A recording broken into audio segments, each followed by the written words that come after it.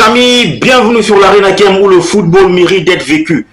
Let's go pour le débrief. Alors, Wan-Bissaka les amis, qu'en est-il de la situation? Est-il enfin prêt pour jouer pour notre sélection, la Team 243, la République démocratique du Congo? Parce que ça fait tellement longtemps, ça fait pratiquement une année qu'on court derrière Aaron Wan-Bissaka.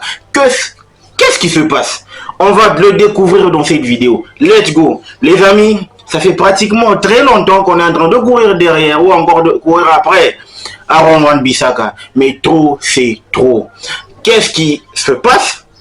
Y a-t-il du nouveau dans cette affaire?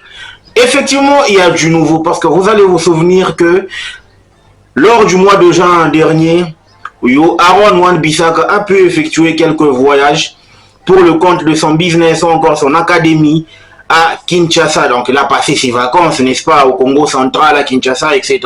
Donc en gros, il s'était imprégné de la température du pays de ses parents. Donc parce qu'on signale que lui, il n'est pas né au Congo. Et on signale également qu'il ne savait pas exactement à quoi ressemblait, n'est-ce pas, le Congo. Du moins quand il était petit. Parce que là, il est grand. Bon.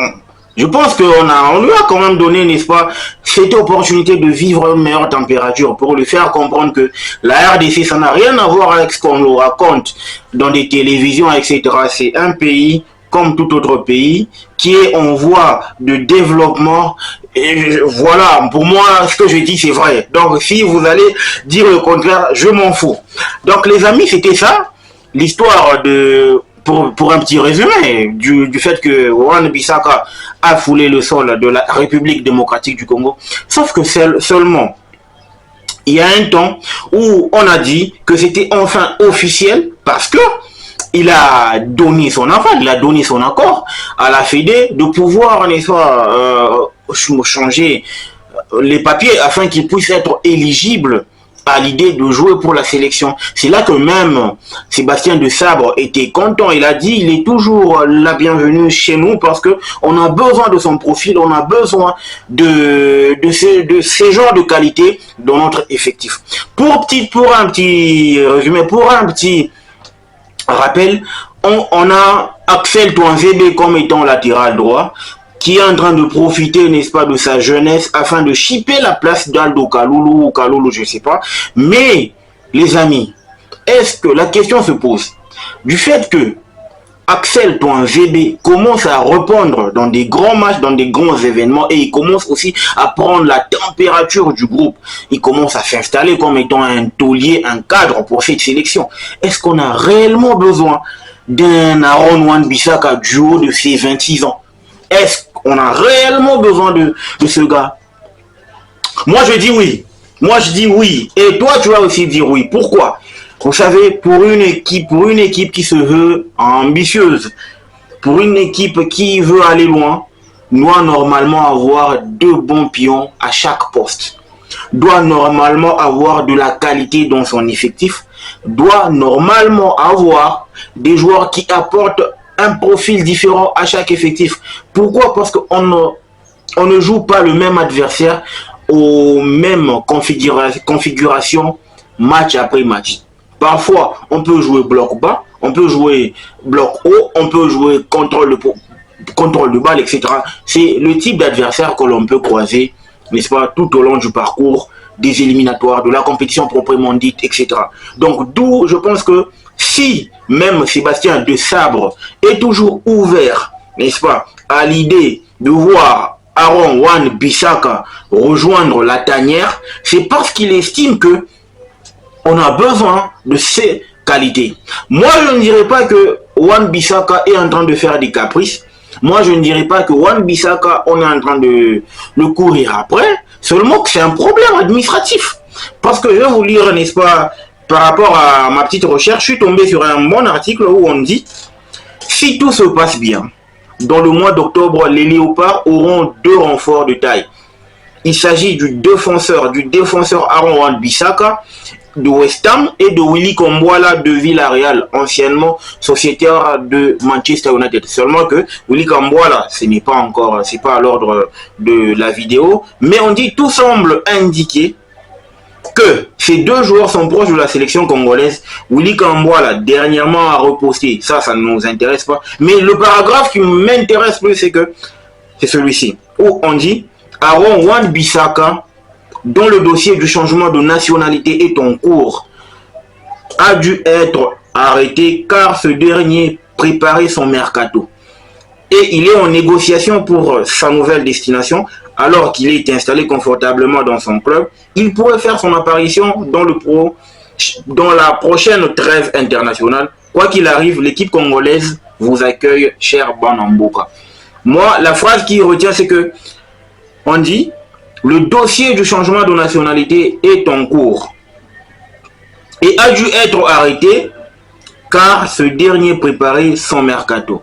Évidemment, on sait très bien que Aaron Wan-Bissaka a quitté Manchester United pour West Ham United. Donc, en gros, c'est tout un processus administratif, tout ce qui concerne la prospection, etc., des contrats, des négociations. Donc, ça lui prenait trop de temps qui ne lui a pas donné la possibilité d'être à Kinshasa afin de tout faire, n'est-ce pas, sur place. Du moins, c'est ce que j'ai comme avis, du moins, c'est ce que j'ai comme point.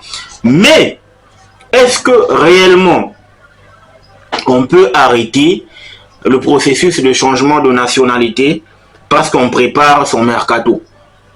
On est au XXIe siècle, n'est-ce pas? Donc, en gros, numériquement parlant, ça peut se passer.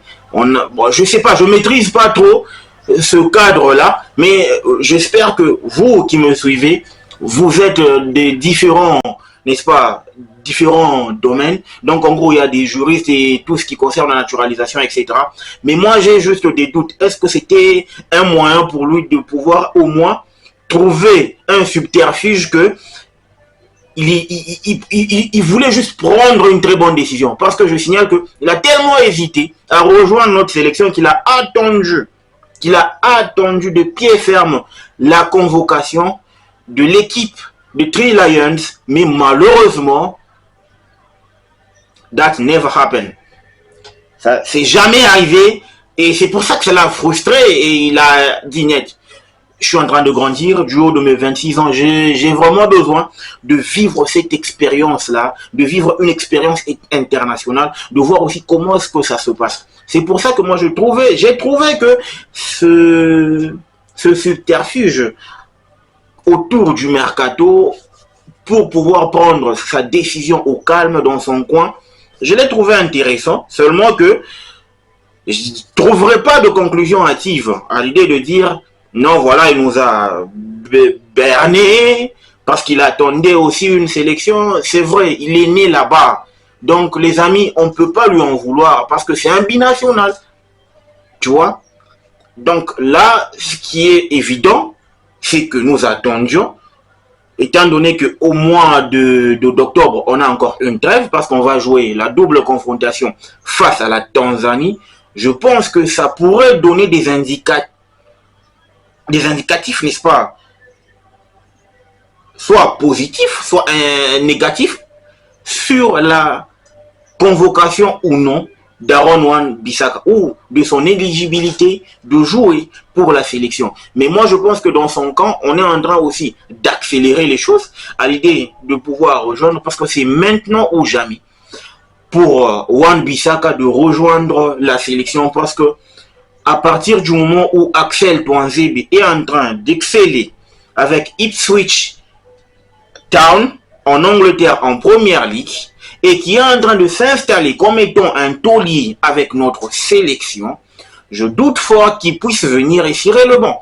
En tout cas, je crains qu'il puisse venir et cirer le banc.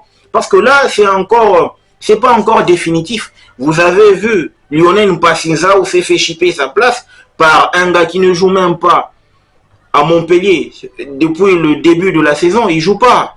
Mais il a quand même réussi, de par ses performances, à chipper la place de gardien numéro 1 dans cette sélection. Donc, en gros, moi, je pense que ce qui est évident pour le moment, c'est que Wan-Bissaka prenne la bonne décision. Parce que le timing, il est vraiment parfait et il doit courir derrière le temps. Étant donné que le groupe est en train d'avoir un noyau, en train d'avoir une colonne vertébrale. ça va être dur pour lui de pouvoir se faire une place. Vous avez vu ce qui s'est passé avec Timothy Fayoulou. Il est parti, il est revenu, mais c'était déjà trop tard. On a une hiérarchie bien établie. En gros, je ne dis pas que c'est trop tard ou c'est fermé, c'est impossible. Non, je dis seulement que c'est le moment ou jamais, c'est maintenant ou jamais pour Wan-Bissaka de venir jouer pour la sélection. Parce que déjà la saison prochaine, c'est 27 ans. On sait très bien que parmi les latéraux de l'équipe d'Angleterre, il y a un petit gars qui commence à faire son nom avec l'équipe de Manchester City, Rico Lewis. Donc en gros, ça ne l'aide pas du tout. Vous comprendrez. Dites-moi ce que vous en pensez en commentaire. La bonne nouvelle, c'est que tout est vraiment fin prêt à l'idée de voir Wan-Bissaka fouler le sol. Si tout se passe bien, en octobre, on le verra avec le maillot, n'est-ce pas, de la Team 243, la RDC. Dites-moi ce que vous en pensez en commentaire. N'oubliez pas de vous abonner, de liker, de partager. Le football mérite d'être vécu. Surtout, restez en bonne santé. Ciao.